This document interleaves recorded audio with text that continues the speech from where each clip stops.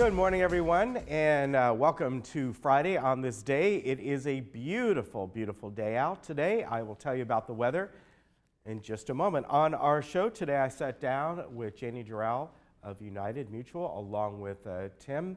And Tim Moy, of course, is our security director. We talked about basically illegal parking. Has to do a lot with contractors and also residents as well. We have a lot of photos to show you on that. Also, I had the pleasure of talking to Danny Hansen with the Western Bluebird Club. That's what it's called. And we went out and walked around. It was the golf course area and kind of gave us an education about the bluebirds, about the bluebird boxes and what they do to maintain them. And it was really interesting. Had fun doing that. Also, we're going to bring you a segment that Lisa did down in Dana Point with the Yacht Club. They're undergoing, coming up next week, the race from Newport down to Ensenada. So we're going to bring you that segment as well. Now, as far as meetings go today, there is only one. Third has their parking task force, and that is in the Sycamore Room at 1:30. Now, let's get to the weather. I told you it was going to start to warm up today with this high pressure system, and it's bright and clear out, and we're just going to have some beautiful weather. Really, over the next 7 days at least, we're not looking at any rain at all as this high pressure system begins to build. So today about 74, and then over the weekend we are going to be 78, 79 or so, and back it down a little bit as we get into next week. But overall, just sunny, mild to warm weather throughout, going all the way into next week. So just some beautiful weather around Orange County today. Let's look at our state weather. And the state weather is the same as well. Look it up in the North Coast, Eureka area. You don't often see mostly sunny. And when I mean mostly sunny, for them in the Bay Area, I just mean some morning clouds coming in and then sunny the rest of the day. But look at the temperatures up in Tahoe and Mammoth in the mid-60s up there. Sunny weather, no rain, no snow, but they still have some good skiing conditions up there if you want to head up. I believe Mammoth is still open. You might want to check on that. They may have kind of transitioned over to their spring and summer activities, but I think they might still have some skiing going on up there. Lake Arrowhead, look at that, 70 degrees up there, and Palm Springs, very hot out there, 96 degrees. Yeah, that's I remember I told you yesterday, they had dropped down to, I think it was 76. That we remember yesterday, everything just dropped down by 10 degrees or so. So we were looking at maybe a 20-degree difference from yesterday to today and the weekend in Palm Springs. So absolutely beautiful weather throughout the state this weekend. As this high pressure system kind of builds, it's going to stick with us for quite some time. Maybe a little offshore winds as we get to tomorrow and Sunday, but that's really going to be about it. Not real strong winds at all. All right, we will be back in just a moment.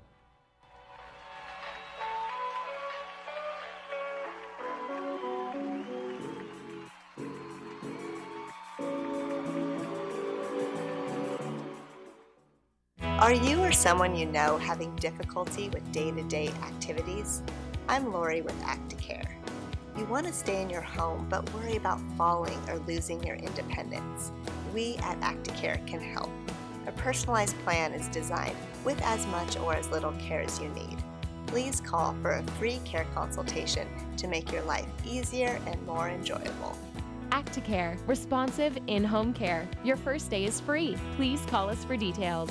Diane's Hallmark is a family-owned Gold Crown store that is much more than just a card store. Our women's department has apparel, accessories, and jewelry featuring Vera Bradley and Bagalini handbags. Our religious department carries many different Christian books and Bibles, plus a great selection of Christian gifts. Of course, we have a large selection of cards and gift wrap as well. Come in and experience our personalized service.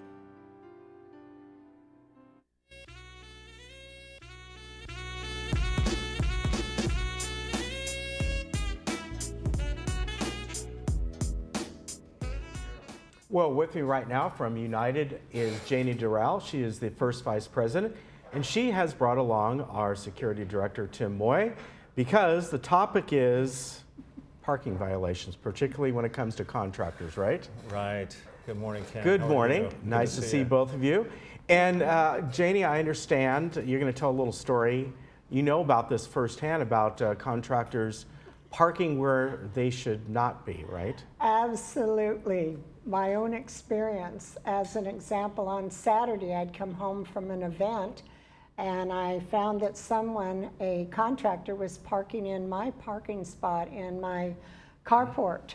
So when I called security, and which we need to do, and security came out, and the gentleman, the contractor, came out also, and he told me that the member, actually called her the owner, gave him permission to park in my parking spot. And this particular fella I had talked to about twice the same week, last week, called on a violation and also gave him a warning, and he still didn't park out on the street, chose to park in our cul-de-sac, and also on Saturday, parked in my spot. Not good. Not good. That can be frustrating. Yeah, and that's a problem Yeah. within the village. You know, we've there's been an increased focus on alterations on contractor vehicles, where they're allowed to park. You know, we're at zero tolerance right now. We're going out and we're enforcing it to the letter of the law. So if a contractor is parked in the cul-de-sac and doing the work, or if they're parked in a visitor space, if they're parked in a carport, we're going to cite them. Yeah. Now, as Janie mentioned, we do ask for a little bit of help from our residents, and when they see a violation, it's that whole see something, say something. Please call us so we can get out there and enforce the rules. Now, we're going to show a few photos here of, I assume these are violations. This first one here, the van, is rather obvious. They're parked up on the sidewalk. Right. So and I don't mean to interrupt you here, but I know this is a problem in general with even the residents here. They see that sloping curve. Correct. Right. And they think, okay, am I supposed to go up on the sidewalk a little bit? And, you know, obviously this is what's happening. Sure, and you're seeing it here as well. So there's another contractor vehicle. You can see the equipment in the back, even through the tinted windows. They are parked on the sidewalk. That's illegal. We've got quite a few disabled residents here. Right. Those sidewalks are for them, not for trucks to park. And I get it. Sometimes they can't tell because it's just a slight raise. But that is a designated walking area only. So this vehicle would actually be cited for two reasons. One, contractor parked in the cul-de-sac area, and two, parked on the sidewalk as well. All right. And we'll kind of go through these and talk about each one. And as I said, now this one, when I look at it, I see nothing wrong, but obviously there is, right? There's quite a few things wrong. Again, parked within the cul-de-sac in a visitor space. We have limited visitor spaces in our community. That is reserved for our residents and our guests. So what we allow our contractors to do is to come in, drop off their gear. We give them about 10 minutes or so, and then they have to go park out at the street. Okay, all right, so that's the problem with this. Right, and it's a commercial, and now let's say this was a resident here.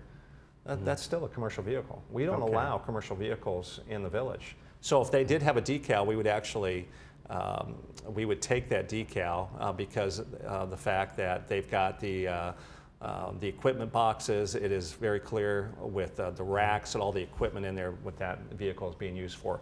You take away the storage cabinets, the racks, and all the equipment. Now it's just a passenger truck, and it would be okay. That would be okay. Right. You know, quick question. Suppose there's a resident here. They do work for a living. Maybe they're a handyman. I don't even mean here in the village. Sure. Can they park that truck in their own carport? In other words, they go, this is my business. I use my truck. I keep my tools in it. I'm going to park in my carport. Can they do that? They cannot. No, it's still considered a commercial vehicle. Okay. And it would not be allowed in the village. Now, if they just had a side business and they put a few things in their truck and then they unloaded them at the end of the day, you know, we're not gonna see that. But here, it's very clear. We could identify 3 to 4 violations there, or what makes it a commercial. It is not. We could tell that's not a restaurant. Right. Here. Yeah, exactly. All right, let's go to the next photo here. And again, this is a sidewalk violation. And right. Same type of thing here on the sidewalk, a commercial vehicle in the cul-de-sac. We've got, it's a commercial with the racks, the toolbox, And you know, we can't be any more clear to these folks. We want to be respectful. We want their business. We appreciate the work that they provide for us. We just got to abide by our rules. And the other aspect of it is we need assistance from our resident owners to inform them of the fact that, hey, there are some rules. You've got to follow them.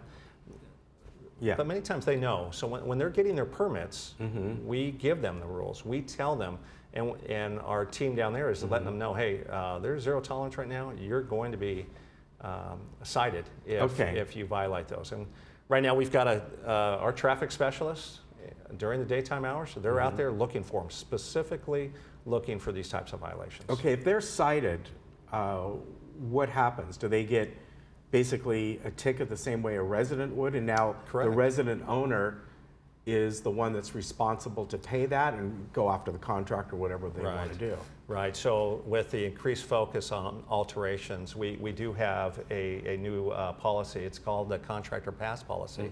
So those contractors, we know who they are. They can be fined themselves. So we can go after both the owner and the contractor. Okay. For that violation. Resident owners got to be responsible for anyone who comes into the village. Okay. And the contractors now have been told this is the rules. These are the rules of engagement. Right. To work in here. Okay. Well, we got a few more pictures. We'll kind of go through them quickly. Now, on this one, is that a cul-de-sac? It's hard for me to tell in some of these photos. Right. Okay. So yeah, you can see that, and maybe they're unloading. Yeah. You know, maybe they're spending 10 to 15 minutes just to get all their gear out. And what our officers will do, we'll go and check. We'll go up to try to identify the manner where the remodel's taking place. But if this is 2 o'clock in the afternoon, and we know that good chance I got there at 7:30, 8 in the morning, they're just not dropping things off. So, yeah. But we'll do our due diligence. We'll look into it. And, right. But I think on this one, same type of thing. They're working there, and they're going to get a citation. Okay. Now, if they have something to drop off, that's fine, like you said. Absolutely. It looks like here it could be a countertop or whatever's on the side there. Sure. So, and that's where you find out, and they're like, you know what? We got this thing, it weighs a few hundred pounds. Sure. Want to get as close as we can. And right, we're not trying to make it impossible for these crews to come in here. And if that is a situation where we are working out of our truck, we need to have access to our truck for the next hour or two. Officers are going to try to show some discretion, work with the complainant, the person who called, and then say, hey, they need the truck here. Okay. And then we'll try to run interference if the resident is angry about that as well. Okay, all right, very good. We'll look at a couple more here. Sure. And right. This is probably not a contractor, but obviously this is a very obvious violation here. Right, and we get these. So along with all the other issues we're finding with our contractors, we do have other problems here with individuals parking up against a red, parking in dead ends of cul-de-sac where it is clearly posted, no parking, and then there's red curb line on top of it. Yeah. So that is another violation, and we're not trying to be Gestapo out there and cite everybody and collect funds. But there's a reason why the red curb is placed there. Many times it's around a curve. Yeah, we want to maintain proper visibility and safety for our residents. So. Oh boy. Yeah, this one, red curb and you're on the sidewalk. Right. Really not much we can say about that one. Yeah. But multiple violations once again. So the sidewalk is an issue, the red curb is an issue, blocking even the access that someone may need. Maybe they're in a wheelchair or a walker. They can't even get to that walkway there. Yeah. That's a problem here. So. Yeah, that's an obvious violation. Right. And okay, here we have, again, a red curb and a fire hydrant. Sure. Multiple violations. You know, sometimes there are people, they're just in a rush. Yeah, or maybe a delivery where they're coming in, they're delivering pizza, whatever it might be. Even then, we're just going to ask them, hey, find a spot. You know, take the extra 2 minutes, find a legal place to park. And that's true outside the village. You know, if I did that in my community, parked in front of a fire hydrant, even if I was going to run in, if you know, an officer comes by, he's not going to go, oh, he's just running in there. We're not, you know. Well, many times that's a problem. I can't tell you how many phone calls I've received from residents who said, hey, I've got I've got a vehicle just blocking my carport, and I've got to go to work, or I've got things to do, or I've Oh, got yeah. a doctor's appointment, and they're only there for 5-10 minutes. Yeah. But that's 5-10 minutes that our resident can't get out. That's right. And then has to call, and then they're frustrated. And then our officers may be tied up on calls, and maybe it's 20 minutes until they can get there, and then the car's gone, and Yeah. everybody's a little frustrated Yeah. with it. So these are just basic things. I mean, a few more here. Pretty much, Sure. you know, we've been talking about the red curb, Right. the up on the sidewalk, and Janie, it's just it's common courtesy. You know, take that extra moment. In the last few photos we've seen here are obviously residents.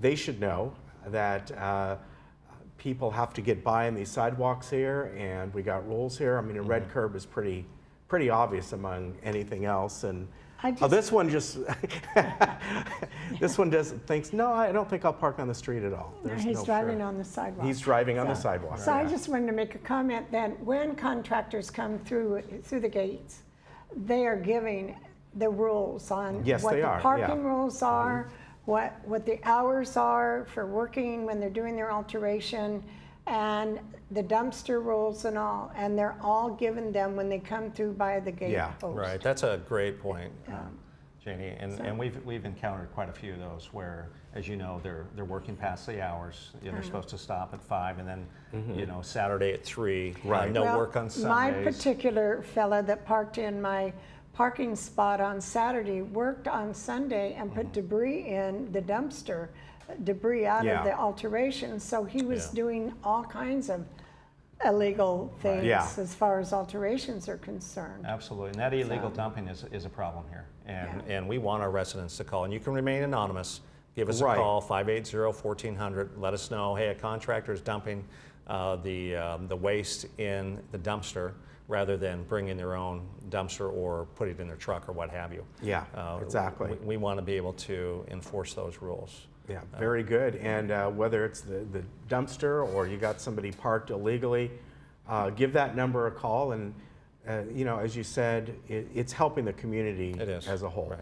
You know, and again, it's, as I mentioned, we're not trying to make it difficult, but we've seen these problems continue to increase Yeah. over, I'd say, the last year or so. And now it's enough's enough. I mean, we've expanded the alterations department. We've got additional personnel. I think I might have mentioned it before. We're creating a community service officer who can go out and just enforce parking violations. But while they're out there enforcing the parking violations, if they see some work being conducted, they're going to go out and check that and make sure that the permit Right. is in place. It's got to be displayed. If there's no permit on that manor, then our officer is going to be calling manor alterations, and we're going to come out, put a stop work notice, and that's nothing but problems when Yeah. our folks aren't getting the proper permits. So, Those permits need to be in the window closest to the front door, Okay. also on display the whole time that alterations are being done. And it's, you know, it's not only important just to have the permits, but if you, as the resident getting work done on your home, now you have work stoppage because something wasn't done properly. Well, that doesn't help anybody. You know, do it right from the start. Right. Everything will go smooth. right, And absolutely. And Yeah. if you have a doubt or a question, you can get a hold of our alterations division, and they'll answer any questions you might have. I know many of our residents are so trusting with their contractors. Say, oh, you don't need this. We can take care of it. And then down the line, they find out that they were violating the rules. Yeah. And our residents, their intentions were good, but they didn't have the proper follow-up. So Right. it's Right. important to be informed. They can also go into the community center into window 7 if Okay. they have any questions and get information from there also. They've got a lot of handouts and information for questions. all right, very good. So the name of the game here is whether it's getting your alterations. You've had Kurt on many times. Having a contractor coming over, just take the proper steps and you'll be good. And everybody will be happy. Your work will get done, hopefully quickly, without any problems Right. from the start, right? That's it. All Very right. good. Thank you very much. Good to see you, Tim. you. Janie, Thank good to you. see you. Thank you very much. You're welcome. And folks, we'll be right back.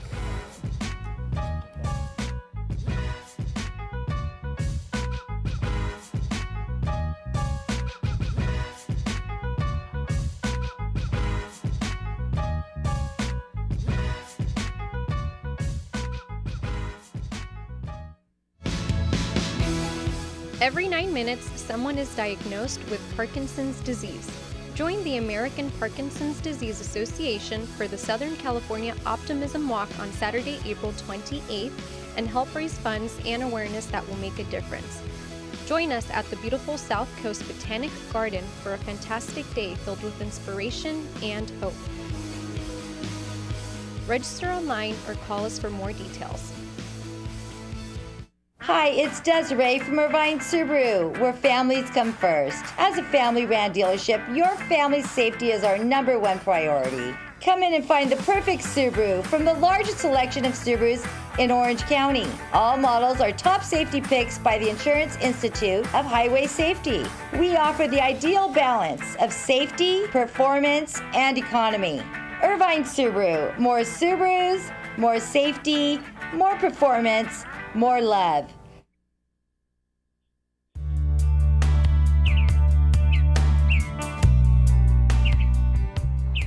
Well, you're probably wondering why I'm standing out here in our beautiful golf course and not playing golf. Well, I'm here for a really great reason. I'm with Danny Hansen of the Western Bluebird Club. Did I say that right? Western Bluebird Club, yeah. And we're here today to talk about the bluebirds here in Laguna Woods Village. You know, this has been a very hot topic right now, and a lot is going on. The placement of the boxes, and a lot of the boxes are deteriorating. And you're on the forefront of this. You're the one, you're kind of one of the caretakers of all this, right? Yes, I was asked to coordinate a program that had begun in the mid 1980s. And what we found of the 1,130 bluebird boxes that had been placed in the village since then, that many had become dilapidated, run down. And the biggest problem is the amount of grass that one bluebird family would need to feed at the end of a fledging cycle. There are 6 babies that are adult size plus the 2 adults. And what we have here is the demonstration of what one bluebird family requires. Yeah, that's amazing. I never would have thought that. I thought that all they would need would kind of be like the size of this tea box that we're standing on here. But yeah. I think that's what most people would think. Well, I understand that there's a box just right down the course here. And we're going to take a walk down there and talk more about it when we get there. Let's go to the pepper tree.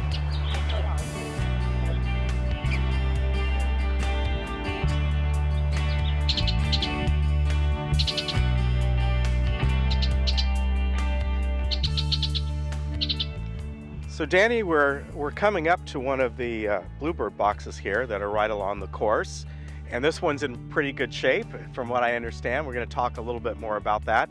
And I understand there's some fledglings inside this box, right?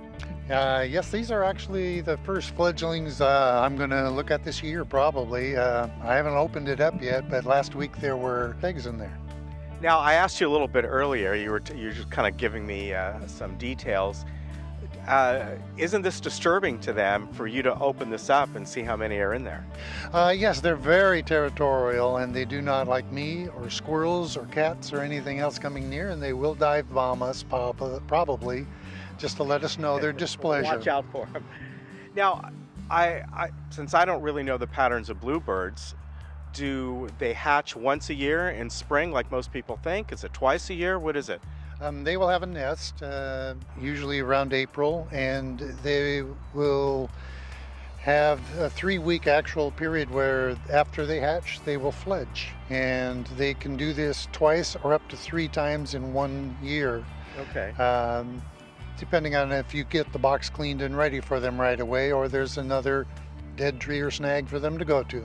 So tell me why this program, whether it's here in the village or throughout Orange County or throughout the nation, why are these bluebird boxes so important? Can't they find places to live on their own? And that's the perfect question. The problem is simply that bluebirds live in what's called a snag, or a dead tree. A dead tree in California that they're still observing has over 70 species existing, living, eating off of a dead tree. It takes about 20 years to complete the process. They're safer than regular trees because they're not as fire prone. They're actually safer. Really? Yes, it's because of you have all of the leafy thin stuff. Have you ever tried to burn a log? Right. You have to break it up. Yeah. So it's very hard, and we've taken every single dead tree around here out of here, and that leaves no home, so we simply provide a box. And these are all made out of wood. And I asked you earlier, I noticed that some photos that you had sent me that some of them were painted blue. I think people walking around are expecting to find a blue box, but you prefer them not painted, right? For weight purposes, plus the cedar's naturally resistant to the moisture, and it's inexpensive. We've got cedar boxes have been around for years. What our club has done is actually adapted the hooking mechanism to make it much simpler, less expensive, easier to operate and do a monitoring, which we'll see soon. What about the amount of boxes that were here in the village? I know we've seen you talk at some of the meetings that there were something like 1,100 boxes, and we just got through talking about how their habitat to be able to feed their young is much bigger than most people would think, right? In United, as an example, the area between gates 1, 2, 3, 4, where I've done my study at, there are now 9 boxes that are thriving in that area because of the amount of acreage that's available. There's very little. And what we need to do is, today we just saw a robin as we were walking down here. Robins and other animals and birds that eat off the grass, now they can also, we're not using every space for bluebirds. So a lot of these boxes, I know many of them deteriorated, but were eliminated. But in a sense, this makes the population of the bluebirds thrive. Actually, it's gone up. I've more than doubled what the other people in the village have done with their boxes, with a huge percent fewer. They're running 20 boxes, some of them, and only 1 bluebird will be existing in it. So Danny, how did the community get up to 1,100 boxes or whatever that high number is, and to the point where, like you were saying, it was probably way too many? This came out of the Audubon Club, founded in the 80s too by Manny Ackerman and carried on by Earl Garrison afterwards. They felt it was an ideal environment for the bluebirds, not realizing at the time how much space they actually needed. Some of this information is newer. Okay. And I've tried to apply the best practices of bluebirding, and the first practice is location, location, location. And of course, many of these boxes on their own have deteriorated over the years. I mean, they are made out of wood after all, and whether it's cedar or whatever it might be, naturally they're going to deteriorate, right? Yes, and that's why we have a person that does exclusively the wood shop making boxes that we need, but he's not really needed as much as they were because there's just way too many. How long will these boxes last? How often do you have to trade them out? Do they need to be cleaned just because of the bluebird season by season? They get cleaned after every nesting. Okay. So that's 2 to 3 times a year I will actually clean them out totally. And replacing the boxes, this is year 3 and we haven't replaced any. The door hooks are the only things that break off, but yeah. What about, you mentioned that maybe up to 3 times a year they have their hatchlings, their fledglings. Is it the same family, or once they grow up, they all move out? Actually, it becomes a family affair. The kids will buzz you too, as well as the mom and dad. They hang around near the nest. It's kind of the security for them to have a safe spot from bad weather. Okay. So Danny, I understand that you folks have developed this kind of special pole to take these down. So tell me the steps. How do you do this? You know, there's several feet up. They're 10, 12 feet up, right? Usually about 9.5 feet is our reach limit, which we want to be above water sprinklers, and the worst predator of all has been quoted many times is man. And we need to get human intervention out of it as much as we can. The boxes themselves, you'll see the hook. It's a much more demonstration than it is explanation of how simple it works.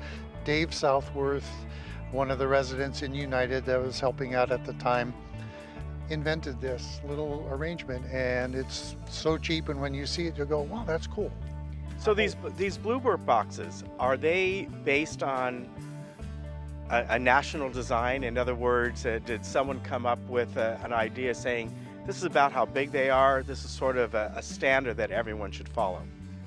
Bluebirds are real specific in the size of opening that they will go to. The woodpecker will start the hole, and when it gets to a certain size, the bluebirds will take over it. And that's how they determined what dead tree they'll go to, depending on the size of the hole. Okay, what about the other birds? I don't know anything about robins or whatever, but do they nest the same way? Are they going to try and get in there? Robins are not cavity nesters. They will build a nest actually in the tree. Okay, you don't have to worry about robins. Yes. Anything else? What about blue jays? I understand when you talk about bluebirds, you're not talking about blue jays. Blue jay, the California jay, I've seen in the mountains, and I haven't seen them around here, but I'm not a blue jay expert for sure. And the bluebirds, there's three types. There's the eastern bluebird and the western bluebird, and you don't see them crossing the Rocky Mountains. And then the mountain bluebird is all blue, and the western bluebird has an orange chest like a robin. That's the three types of bluebirds. I didn't realize it had an orange chest. So somebody wants to get involved with the Western Bluebird Club. What can they do? What do they need to know? And do you have monthly meetings, weekly meetings? Right now we're trying to get established to be able to do this. No one has ever had permission to put anything on the common grounds. We've just gotten the first permission after 2.5 years to put these boxes in GRF trees. We're still waiting on United and Third for approval. Okay, wait a minute though. They've been in trees for years and years and years. They weren't officially allowed, is that it? No one ever followed protocol. Okay, so that's something you want to establish. Once protocol is followed and you basically have a plan that the mutuals and GRF all kind of know about, that kind of makes it easier for everyone to maintain these and keep propagating these bluebirds, right? It needs a coordinated program, comprehensive, just something that's going to work. This isn't working.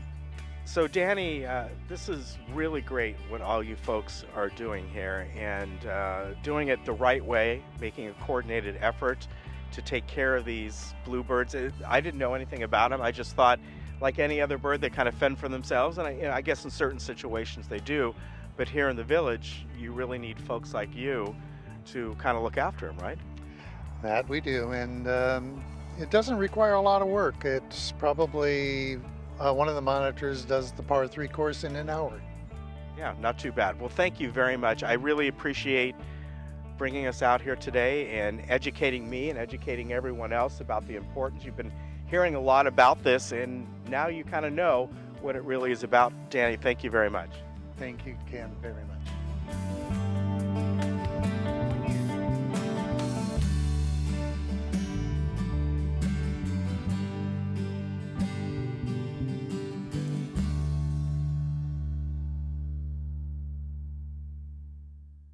Hi, I'm Brian Rott, President and CEO of Cartmart here in Laguna Woods. My family's been in the golf cart business since 1959, and we win our customers over with the simple belief of we treat you right.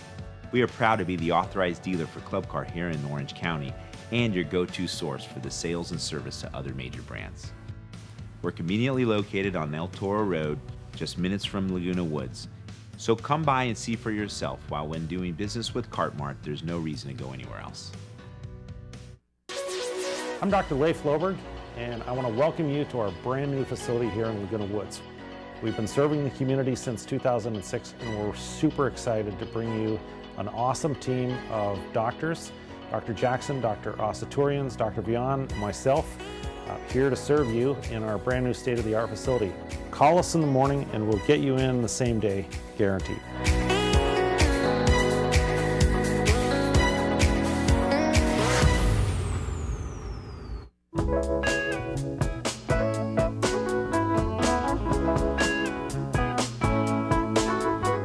The Laguna Woods Yacht Club is dedicated to joy and skills of sailing. We are at the Dana Point Harbor with the members of the Yacht Club who are going to talk to us about the membership and a very exciting opportunity that they have coming up with the Newport to Ensenada race. I'm with Jan Badgley, who's the staff commodore with the Laguna Woods Yacht Club, who's going to give us some insight about the upcoming race, the Newport to Ensenada. Well, thank you for having us out here. It's a gorgeous day. It is beautiful. And a nice breeze. It should be good to go out sailing later. I know, which we're going to do. So tell me a little bit about, real quickly, how the Yacht Club came about. Well, in 2006, the Laguna Woods Yacht Club had its first Commodore, Charlie Bangle, and there were a group of sailors. And in 2007, we had our first entrance into the Ensenada Yacht Race. And the comedy was that the 4 people involved were the Commodore, the Vice Commodore, and 2 other members. And the boat they were going on was not very old, but they were. They totaled almost 300 years together, all 4 of them. And they were excited because there was an ancient mariner division, and they thought, oh, we qualify. Come to find out that you had to have a boat older than 1939, so they were disappointed. And they did go and completed it, and that was the year that half of the fleet turned around because there was basically no wind. Oh gosh, oh my gosh. Yeah. And then how many members do you have now? About 116. Okay. So it grows as the summer comes on. Well, and I know you're looking for new members. Tell us a little bit about some of the things that they can do as a member. We have trips to Catalina and Oceanside. We have monthly cocktail parties. We have picnics, and we have a great social calendar. And of course, the boat hiatus goes out 5 or 6 days a week, as well as the boat that we're taking on the Ensenada race, La Chasse. Right. Now, let's talk a little bit about, you're a 501c3, so you do fundraising, and where does the money usually go to? It goes to support the boat. The berthing is expensive, and there has to be painting and annual maintenance. There's always something breaking and being repaired and updated on a boat. Boats are very expensive investments, but we like that we can share it with all the members. The members are, in effect, the reason that there's a club. Right, exactly. Now, just so you know, Jan is going to be the only woman on a crew of 5 that's going to be in the Newport to Ensenada. Are you intimidated, or are they intimidated? I hope neither. I've sailed the whole coast of California. I've owned a boat before, and I've been sailing since 1973, so I feel confident I'll be down in the galley probably making sandwiches. No, I'm sure you have other skills. Tell me about some of the skills that you need to be on this boat. A good sense of balance helps. Okay. No, we go out sailing all the time. What do you need to sail? Enthusiasm. We see lots of marine life. Some of the skills are, using the sheets and the equipment and making sure you stay on board, don't fall over. Well, she makes it sound so easy, but I think we're going to see that it's not as easy as you make it sound, because there are some definite things that you really have to be careful about, and other things that we'll talk to Lloyd about later. Anything I've missed? No, I think we're good. Okay, excellent. And we'll come up with talking to Lloyd. Oh, you know what I did? Oh, wait, she found something else. I did forget to say, because we are a California beneficial nonprofit corporation and our club is for people 55 years and above, that we accept gratefully donations to help support the club. So if you need a tax benefit or you want to do an endowment, we are here and available. Okay. All right. We'll be right back after this. I have Jim Updike, who is the treasurer for the Laguna Woods Yacht Club, and he's going to tell us a little bit about the 22 times that he has already sailed this Newport to Ensenada. That's a lot of times. That's a lot of times, but it's such a fun race, and people, the camaraderie, the people that participate in it. The race hit a high point back in the 1980s where there were 600 boats in the race. This year so far we have, there's about 180, so it's come down a bit, but it's still a lot of fun. So tell me a little bit about some of the people that are in the race. I know you mentioned somebody very famous. Oh yes, Roy Disney, for example, has a boat called Pyewacket. He's done the race, I think, just about every year. Dennis Connors, I think, is going to be in the race this year. He does it periodically. So the racing, yachting community, this is a big deal for the people in Southern California. This race has been going on since 1947, and everybody loves to do this race. So it's been 10 years since the Laguna Woods Yacht Club has participated. What do you anticipate differently this time? I don't know that we anticipate anything totally different this time. When you do the race, you pray that you're going to have pretty good wind, and some years you do, some years you don't. So I don't anticipate that there's going to be a whole lot of differences this year. Okay, so let's talk a little bit about how the race works briefly, where I know we were talking about how you line up and where it starts and how it ends and that kind of thing. If you just give us a quick overview. Sure. The race starts off Newport Pier. There are 2 start lines. They usually start 20 boats at a time on these 2 start lines, and the starts begin around noon on Friday, the 27th. Every 10 minutes they'll start boats. Then you sail all the way down to Ensenada. If you draw an actual line from the start to the finish, it's about 125 miles.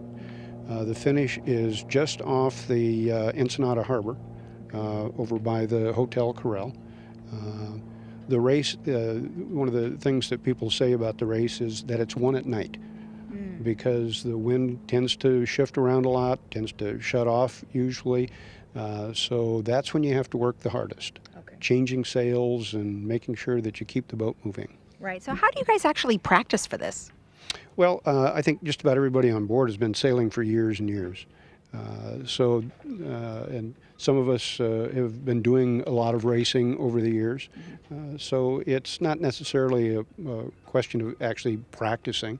We've gone out a number of times as a team to be able to know that we can set the kinds of sails that we want to set, make sure that we know all of the safety equipment that's on board the boat. So that's about it. Okay. Now, I know there's something brand new that you guys are going to have on the boat for this race. It's called the YB tracking system. So tell me a little bit about how that works and why the residents of Laguna Woods are going to be interested in that. Well, this is a system that's actually been in place now for a number of years, but it's been in place for races like the Transpac race, for example, that goes from Long Beach to Honolulu, 2,000 miles. So this will be the first year that NOSA, the organizing authority, is going to put these tractors on every boat. It's a free website that people will be able to go to. You can actually go to a menu that's on the left side of the web page, look for the name of a boat, or you can filter it down to the class that the boats are starting in, and you can actually track the boat all the way down to the end of the race. Okay. Oh, that's great, and we'll have that information for you guys at the end of our episode here. But very exciting stuff. It is. You've got 5 people, and they're all going to be running around in a very small space together. That's right. We better get really friendly. I bet, for a long period of time. What approximately how long does it take? It depends on the wind. You have to finish the race. The race is officially over with on Sunday morning at 11:30. So if you haven't finished by then, typically boats will finish probably from about noon on Saturday to Saturday night. But again, it depends on the wind. Okay. You mean like Sunday night? Saturday night. So Saturday night. Okay. Saturday night. Sunday morning at 11:30, the race is officially over. So if you haven't finished by then, you might as well just go home. Okay. Which they probably will because they're so tired. Probably will, yes. All right. Did I miss anything? Anything you'd like to? So. Okay. Well, thank you. Thank you. I have the Commodore of the Laguna Woods Yacht Club with us, Lloyd Chase, who owns the boat behind me called La Chasse. Is that correct? La Chasse. Oh, La Chasse. Okay, I said that incorrectly. Well, what does it mean? It means the hunt in French. Oh, the hunt. The hunt. The hunt for what? The hunt for anything, whatever you're hunting for. Fishing, the hunt for a trophy. A hunt for the other boats and trophies and whatever's out there.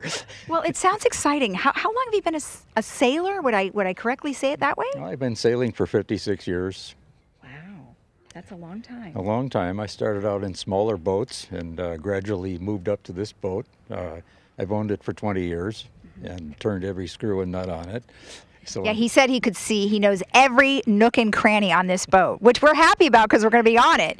Tell me a little bit about the boat you have. Well, it's a Catalina 30. It's a very popular boat.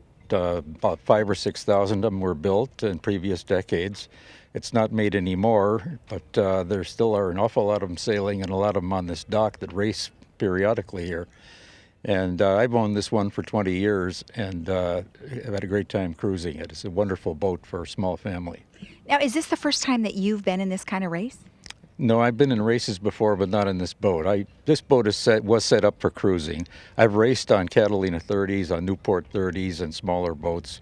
Usually other people's boats. Sometimes I skippered them, sometimes I was the crew. But I raced for many years in my own boat. It was called a Thistle, a smaller boat. Mm-hmm. And I could say a little bit more about races if you're interested, how they vary. And this is a typical one that's called point to point, where you go from one point to another. A lot of races in smaller boats are done around a course with buoys, around the buoys racing. Mm-hmm. It's really quite a different type of race. Well, let's look at the chart you have here, because you said point to point, and so tell me what you mean. Here's a shot of the course. Starting up here in Newport, you pass Dana Point, where my boat is here, this little green thing. You pass San Diego. You make a little turn here in north of Todos Santos Bay, and the finish line will be down here, right off Ensenada. So it's a 125-mile race.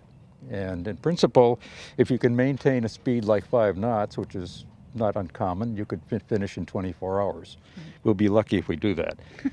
Now, one of the things about our class is that we are in the Jenniker Cruise class, as it's called, and we're allowed to use the engine from 8 a.m. to 8 p.m., 8 p.m. to 8 a.m., pardon me, but we take a time penalty for that. So one of the things we'll have to think about is, do we do that? And if the wind is very weak, we might do that.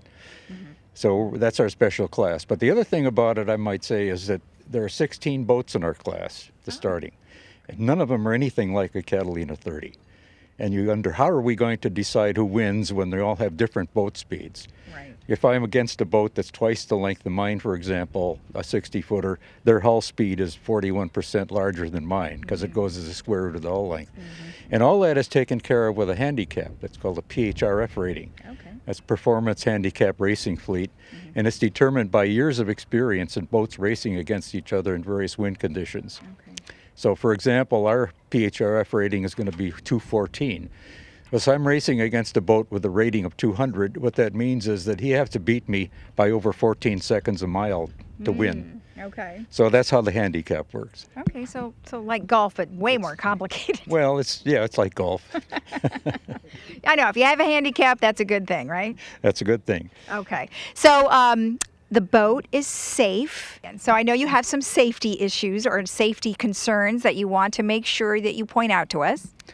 Well, basically, there have been enough sailing accidents when racing that people have come up with a lot of criteria for what you have to do in order to race in the open ocean like this. Mm-hmm. And we have all of those things on the boat. They deal with things like man overboard, crew safety in terms of safety, first aid equipment, being able to obtain help if you need rescue with the radio that's specially built for that. Mm-hmm.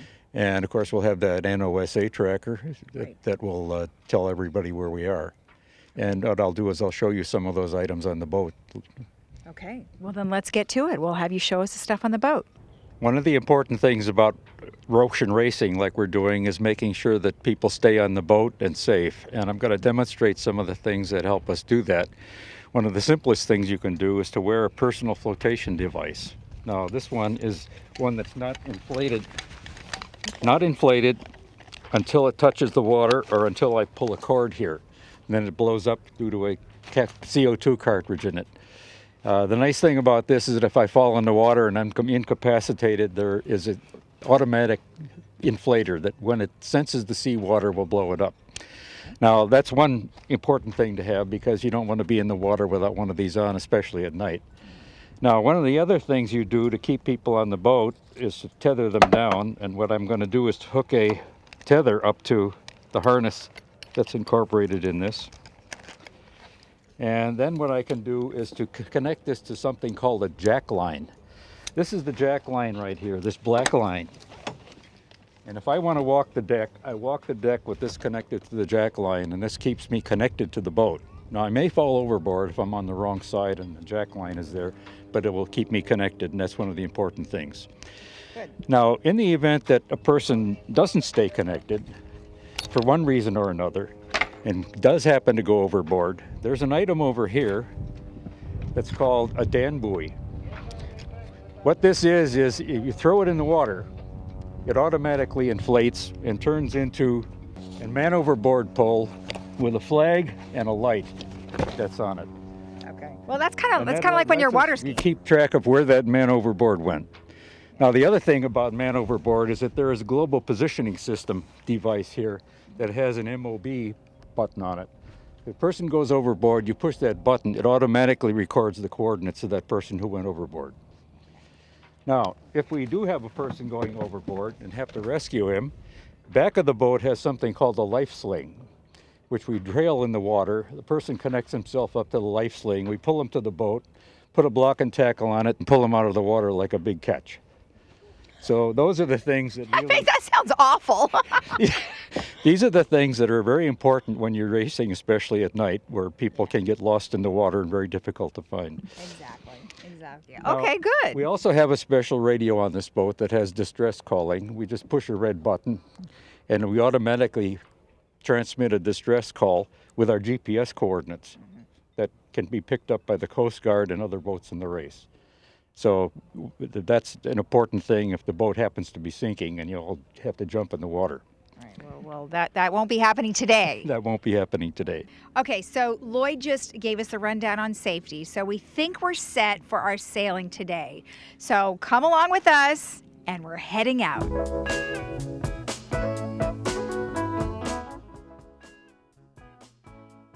Best viewing spots are at the end of Newport Pier, if you know where that is, or Corona del Mar at the Corona del Mar State Beach Park and the lookout point that's right above that. Or you can go to the West Jetty and View Park on the peninsula. The race starts at 11 a.m. with the slower class going first. And if you'd like to join the Yacht Club, visit their website at lwyachtclub.com. A lot of fun if you've never been to one of these races. Of course, you kind of watch it for a few minutes as they begin to leave and head on down to Ensenada. But I had the pleasure years ago of watching some of the America's Cup, which was down in San Diego, and that pretty much stays off the coast. So if you're at a certain area, you kind of look out and watch all the boats because they are basically doing a rally. But this one, all the way down to Ensenada. So if you are into sailing, join the Yacht Club, lwyachtclub.com. Now I want to tell you about our movies coming up for today and also Monday. This one, Faces Places, is our movie for today. And this is a documentary about an artist photographer. And he goes around the French countryside along with an older woman, Agnes Varda. And they just have a passion for exploration and taking images, interesting images. And they have a sort of a mobile van. You see it here where they take photos and then they're able to process them in almost poster form. And quite often they'll put them up on buildings, almost like billboards in a way, or string a bunch together like you see here. Very interesting movie, and it's got a lot of good reviews. Again, it is a documentary, and it is in French with English subtitles. So whether you watch it at 2 o'clock or 7 o'clock, that's what it's going to be, French with English subtitles. Faces Places came out last year. Runs about 90 minutes, so we'll bring that to you. Now, our Monday movie is based actually on a true story. It's called Breathe, and this is both a love story and an inspirational story about Robin and Diana Cavendish, an adventurous couple who refuse to give up in the face of a devastating disease. Basically, what happens is her husband in this develops polio, and I think this takes place right around the 1920s or 30s before there was a vaccine for polio. And it's their celebration of the possibility of the human spirit. And it's also about another gentleman who tries to convince a lot of the medical community. They're kind of steadfast in saying if someone has this type of a disease, about all they can do is lay in bed. Well, this guy has other ideas and other plans that eventually leads to a portable wheelchair device to help this man breathe, hence the name. This came out last year, and as I said, it's a real heartwarming story. Andrew Garfield and Claire Foy star in Breathe. And that will be Monday at 2 o'clock and at 6 o'clock. Now, coming up On May 5th, Cinco de Mayo, we're almost there. And some great fun all happening at Clubhouse, Clubhouse 2. Now, if you'd like to get in on this, tickets may be purchased at Clubhouse 2. There's no charge for tickets, but they have a limited amount of people that they can have there. And the doors will open at 5 o'clock. There'll be a no-host bar and a buffet at 5:30. Excuse me, the cost is $18.50 per person. Sorry about that. I had to read down a little bit further, but that will include the buffet and a no-host bar. Of course, they'll have margaritas and music and all kinds of fun. The mariachi band will be there. So that will be coming up on May 5th, Cinco de Mayo at Clubhouse 2 in the Palo Verde Loggia, $18.50 per person. Please call 597-4286 for more information. Now, if you are into hiking, there is a great hiking club here called the Happy Trails Club. And what they do, they meet on Saturdays and they carpool to different areas that they like to hike. It can be all over Orange County. So they meet on Saturdays in the lobby of the Performing Arts Center. Be there by 8:30. They form a carpools and they'll go throughout Orange County and go on hikes. Of course, they'll go out to the Newport Coast and Laguna, the Laguna Woods area right up here. It's actually named Laguna Woods. That trail that goes up through Laguna Canyon, it's absolutely beautiful. Sometimes they go up around Saddleback area. But if you would like to join them or get more information, call 949-768-6130. Now, you have great weather for hiking for sure. We are warming up this weekend. We are going to be in the upper 70s, may even reach 80 degrees on Saturday and Sunday, just this high pressure system begins to build, and could be a little bit of offshore winds associated with this, but not much. Same thing around, look at everywhere in California. Take a look at Tahoe Lake area and Mammoth Lake area. They're going to be in the mid-60s for their weekend. Just beautiful up there. Ski season is probably pretty much done up there, but now's the time to head up there. Mammoth is a great area to hike around and bike riding and all kinds of summer activities. Go to Devil's Post Pile. Really a lot of fun. All right, we will see you on Monday. We're going to get an update from Third, also a segment with BreastLink, and then I'm going to talk to Eric Woolery, who is the current Orange County Auditor Controller, but is also running for that position once again. And then Carol Moore will be here, the mayor of the city of Laguna Woods. We'll see you then. Have a good weekend. Bye-bye.